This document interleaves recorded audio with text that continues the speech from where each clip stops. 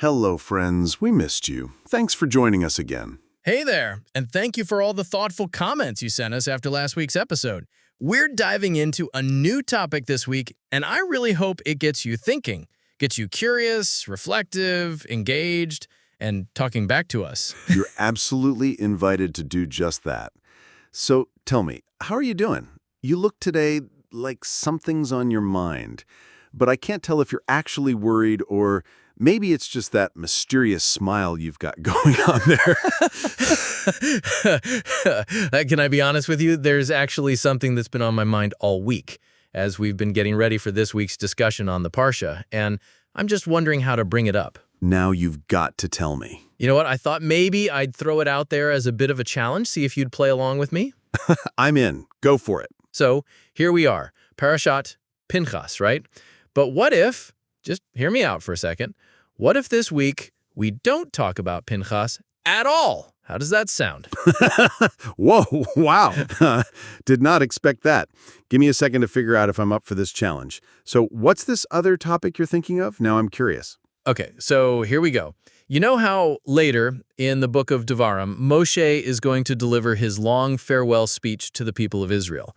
But even here, in this week's Parsha, there's already a hint that Moshe is beginning to prepare for that moment of separation. Right. We saw the episode where the special staff returns to being just an ordinary stick. That whole idea of the mission coming to an end. We talked about that in a previous episode. Listeners who missed it, you're invited to go back and catch up. But this week, we find Moshe asking for something specific. He wants to appoint his successor, someone to carry the leadership forward. Of course, Joshua. Right. But notice something unusual. The way Moshe turns to Ribono Shel Olam with this request, it's very striking. You've got my attention. What do you mean? Let me explain. We're so used to hearing throughout the Torah this formula. Vayadaber HaShem el Moshe lemor. HaShem spoke to Moshe saying. It appears again and again. Right. It's practically the Torah's signature phrase. But here, when Moshe makes his request, such a deeply concerned and heartfelt request, the wording flips. It's Vayadaber Moshe el Hashem lemor. Moshe spoke to Hashem, saying. Fascinating. So you're asking why? Why is it that here Moshe initiates the conversation? I'll tell you. Many Mefarshim point out that Moshe's phrasing, one that usually introduces divine commands, is being used here to show Moshe's own initiative, born out of responsibility and concern for the people he leads. This really highlights just how deeply Moshe cares. That's quite like what the Sifri says. It wants to reveal the praise of the righteous, meaning Moshe, that when they are about to leave this world, they don't focus on their own needs, but on the needs of the people. That's so powerful. And when we look at Moshe's actual request, he says, Yifkod Hashem, Elokei haruchot l'chol basar ish al hayada. May Hashem appoint a man over the congregation. He doesn't mention a specific title for the role. He just asks for ish, a person. Right. He lists qualities. Someone who will go out before them and come in before them, but he doesn't give the job a name. It's just ish, a man, a human being. That might tell us something about how Moshe himself viewed leadership. Was he a prophet, a king, a judge, a tribal leader? Maybe that's a whole separate discussion. But here, the closest Moshe gets to naming the role is when he says, so that the congregation of Hashem won't be like sheep without a shepherd. Can I jump in here? That totally reminds me of the famous Midrash. Remember the story of the little goat that runs off from the flock to get a drink? And Moshe, as the shepherd of Yitro's flock, picks it up and carries it on his shoulders, and that's when Hashem chooses him to lead his people. That's straight from Midrash Rabbah, where it says, since you show such compassion for the sheep of flesh and blood, I will entrust you with my flock, Israel. So let's take stock. Moshe asks for an ish, a man, ish, to succeed him. And Hashem responds, take Yehoshua ben Nun, Joshua, ish, asher ruach bo, a man in whom there is spirit. Here you go, here is your ish. So, is Moshe getting what he asked for? What do you think? It looks like Hashem adds a small but meaningful word here, asher ruach bo, in whom there is spirit. That wasn't in Moshe's request. So what's the significance of that addition? Let's look at the Pusukim closely. There's an interesting contrast between the commands Moshe receives and how he carries them out. For most of them, it's perfectly parallel. HaShem says, take Joshua. Moshe takes Joshua. HaShem says, lay your hand on him. Moshe lays both hands on him. HaShem says, present him before Eleazar and the congregation. Moshe does exactly that. Command, instruct him in their presence. Moshe complies. But then comes the outlier. Hashem says, and give him some of your majesty, v'netata mehodcha alav. But we don't see a corresponding action from Moshe. Why not? That's a great question. Why doesn't the Torah show that happening? I think the key lies in that Ashir Ruach Bo phrase. Ashir Ruach Bo, since Hashem testifies that Joshua already has spirit within him, Moshe may have felt that he didn't need to pass along his own hod, his majesty, his splendor. He doesn't need to give Joshua a title or formal authority. Wow, just like Moshe himself never had a clearly defined title. Was he prophet, king, judge, shepherd? So too Joshua is appointed by Hashem without an official job description. He's simply the one to continue Moshe's path, described only as a man in whom there is spirit. Absolutely. But here's something else. When Hashem tells Moshe to appoint Joshua, he also says, and you shall command him in their presence. But there's no detail about what Moshe is supposed to command. It's left undefined. Right. I also noticed That ambiguity is actually the point. Remember, Moshe initiates this whole thing, Vayedaber Moshe al Hashem lamor, as if he's commanding, if I may say so, asking him to appoint a successor, and Hashem answers him, you shall command Joshua.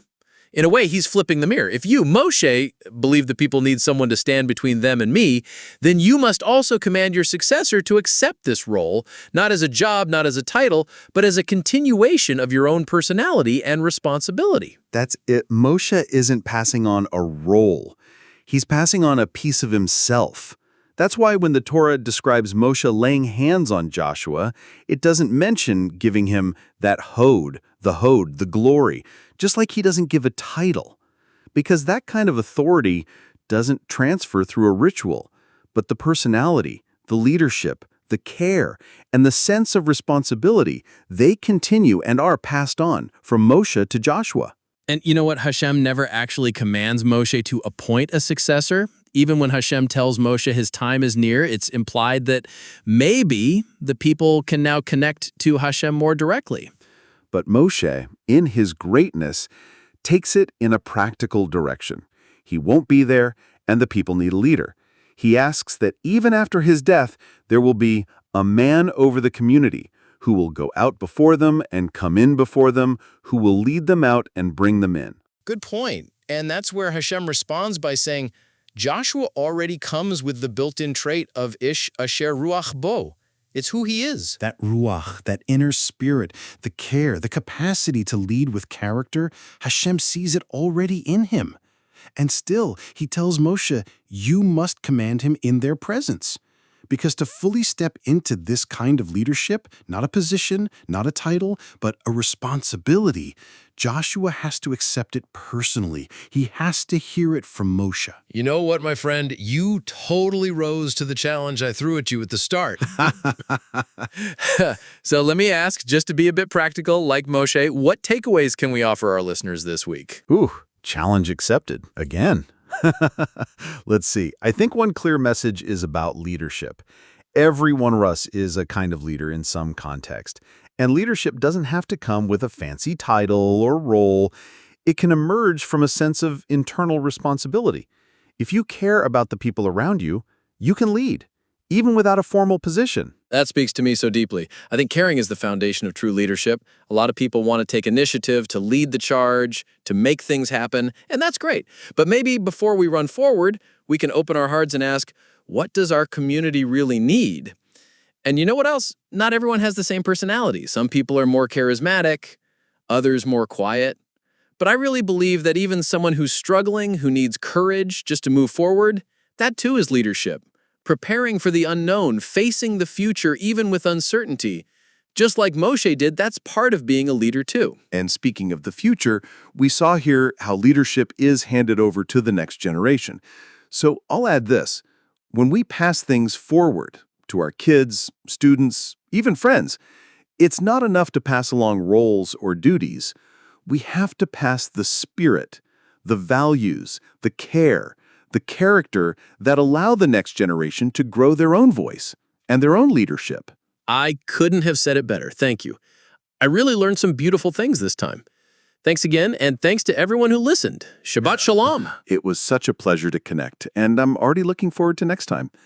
Thank you, friends. Shabbat Shalom umevurach. And what about Pinchas? You wanted a challenge, huh? Now you can't handle it? Let me tell you this. We won't start a full discussion now, since we already said Shabbat Shalom and goodbye. But in light of what we said about Moshe passing on leadership in a quiet, deliberate act of smicha, and in light of the figure of Yoshua, a man with spirit in him, maybe we can see Pinchas as standing in the third corner of that triangle. His standout trait is that sharp, dramatic action. Not only did he act on his own initiative without any command, but HaShem responds by granting him a covenant of peace and an eternal kehunah. Well, I guess we'll have to pick that thread up another time. Thanks again for throwing down the challenge. Shabbat Shalom. I'll be thinking about it over Shabbat. Hey, see you at Shabbat meal.